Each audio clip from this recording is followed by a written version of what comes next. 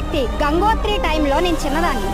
ఆయన ఎలా ఉన్నారంటే ఆ టైంకి ఆడదానికి ఎక్కువ మగోడికి తక్కువ అన్న ఫేస్ వేసుకొని సినిమాల్లోకి వచ్చాడు. అంటే మనం బాహుబలి తర్వాత మార్క్ సెట్ చేస్తారని.